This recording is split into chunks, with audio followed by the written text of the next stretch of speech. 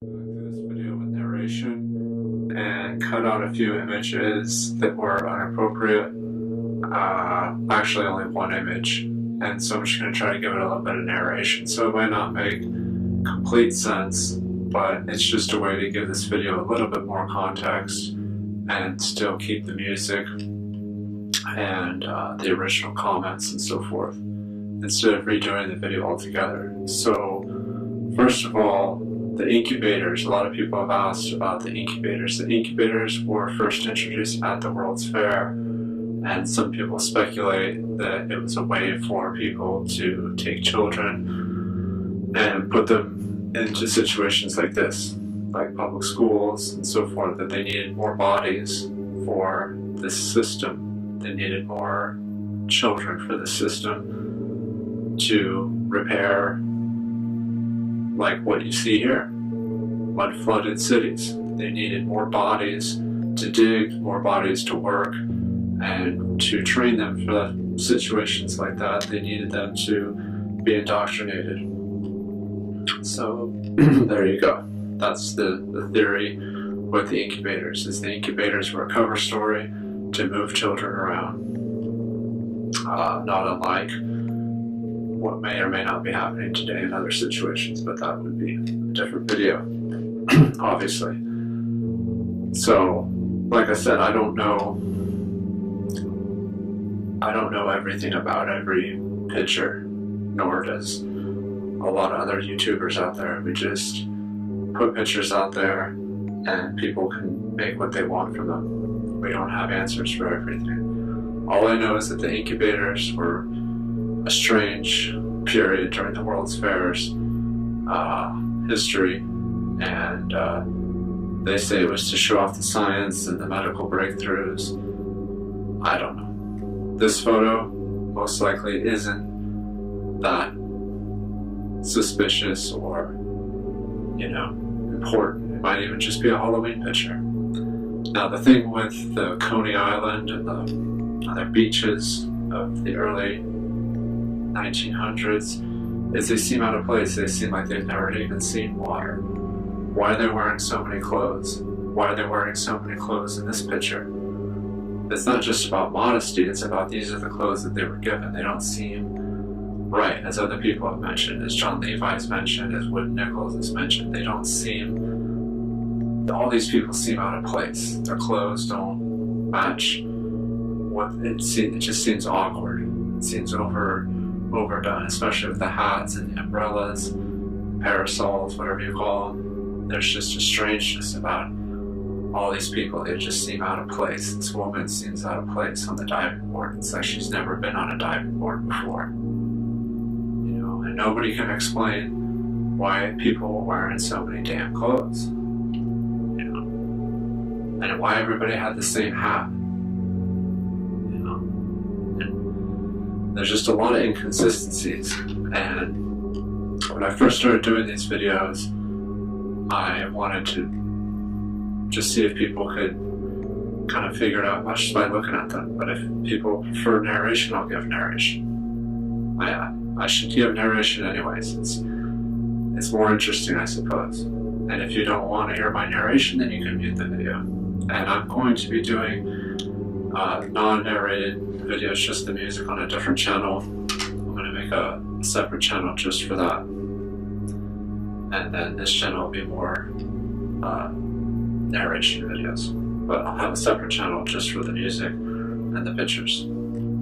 Anyways, like I was saying, with the hats, look at the hats. Now this picture I know is a lot to do with perspective, that those people aren't actually that much smaller than that foot, just kind of optics, but interesting nonetheless. Now this picture, I have no idea. It looks like Russia, but that's a pretty big bell.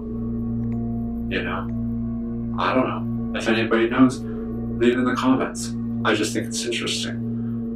I'm trying to give context now, but I don't have all the answers. All I know is that all those guys got the same damn hat, and that's weird. They'll say, oh, well, there was only so many people making hats back then, and there was only so many styles, but this, it's weird. It's strange. It's like they got a kit. It's like when they got here, they were just given a kit of clothes. They didn't always fit, and it didn't always make sense. You know. And this year, I don't know. Not sure. Maybe a World's Fair. Maybe something else. Not sure. It's not a picture. It's a drawing. These guys, captains of industry. I don't know. Pretty suspicious looking to me, especially the guy there on the staircase. What's his deal? Yeah. Like I said, if anybody knows more than me, feel free to leave it in the comments. Yeah, those are telegraph wires. But still, it's a lot of them. You know, there's some inconsistencies with the technology and the infrastructure. We had telegraph wires, but we had mud roads. We had telegraph wires, but we had horse poop. Yeah. Dung. We had dung. We had dung in the streets. You know. It just doesn't add up. We could build marvelous buildings, but we had horse dung in the street. You know, we're led to believe that these inconsistencies are normal. They're not normal. They're glaring, stark inconsistencies. Yeah, some people were poor and they had to live in houses like in the previous picture, and they had to have jobs like these kids. But that's another inconsistency. If anybody wants to debate this, I'm open for discussion about anything I said. I'm trying to figure it out too. I don't have all the answers.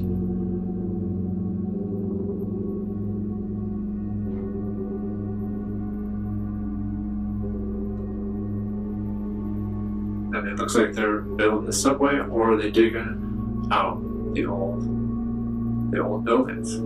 That's the question. Look at all these people. They'll tell you that they came from Europe. They'll tell you that they came from Eastern Europe. They'll tell you that they came from Russia. I don't know. Maybe. But why? Why did when they get here, there was already a place where there was already skyscrapers? Did they help dig out what was still left under mud? I mean, no one can argue that the period between 1812 and 1920 was a very interesting period in America. Now, other people, they focus on Europe, they focus on Asia. I'm primarily concerned with what was happening here in the United States between, I don't know, I'd say 1812 and 1920. There's another incubator baby. You know, a lot of talk about the incubator babies, the World's Fair, and the true meaning. I don't know, but it seems sinister. Here's a panorama of San Francisco World's Fair. You know, there's a lot of people there. A lot of people came to San Francisco shortly after the earthquake. They thought it was a good idea to rebuild in an earthquake-prone part of the world. Look how fancy the trains were. Look how nice the rugs were. Look how nice the ceiling of the train car is. Why can't we do that anymore? Is it because it's not necessary? Here, look, see Chinatown, San Francisco. Same phenomenon. Everybody dressed the same. Everybody primarily has the same type of hat. There's another picture of a beach scene. You know, everybody looks like they're not dressed for the beach. And like I said, they'll talk about modesty, you know, but it doesn't add up. People were allowed to dress appropriate for the beach. Here's some more immigrant children and their mother. You know, I know that history was spotty then, but look at this here. The White House. And there's trash everywhere, and these people look indigent and dirty, that they don't belong. I know things were different back then, but still, it begs the question, what the hell was going on back then? You know, these people standing out here at the ocean dressed like that. Why? Why would you dress like that? Why would you dress like that if you know you're going to stand in the ocean? It could be a small thing, it might not be a big detail. Here we go, again, with the hats. Everybody's got the same hat. You know, or has just that cheap. You know, they were just giving them away. I mean, like I said, I know it's a silly thing to obsess about, but, you know, there's something to it.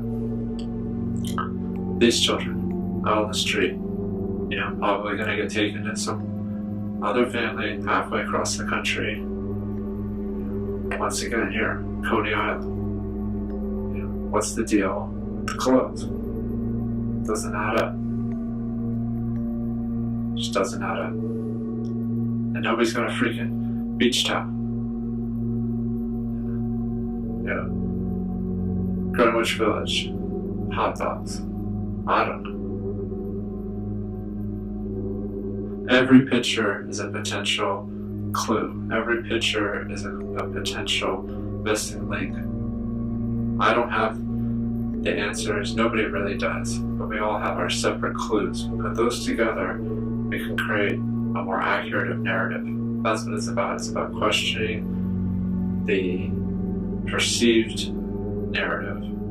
The narrative that's given to us, the narrative that we're not supposed to even really question or look into and say, what's wrong with creating a new narrative?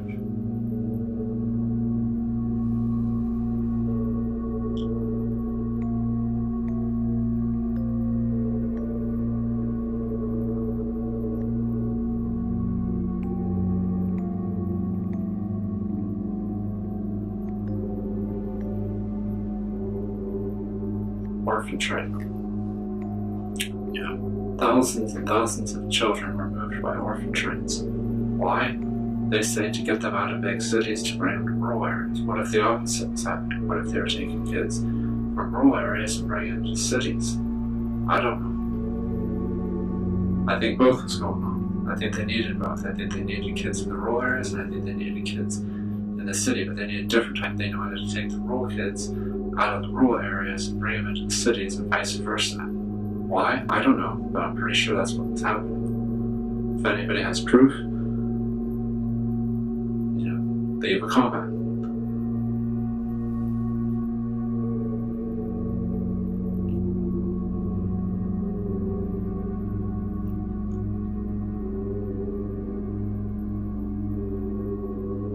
So I'm going to close now with just some more opinions about the whole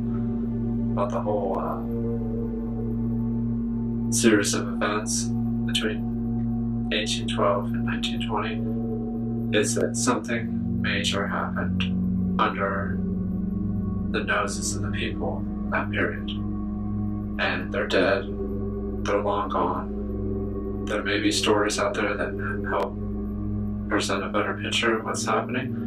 But another big factor into it was, as you see with this closing scene, is Hollywood. Hollywood played a vital role in changing the true narrative, in creating a new narrative through motion picture films, through an illusion. That's what movies are. They're an illusion. Thank you.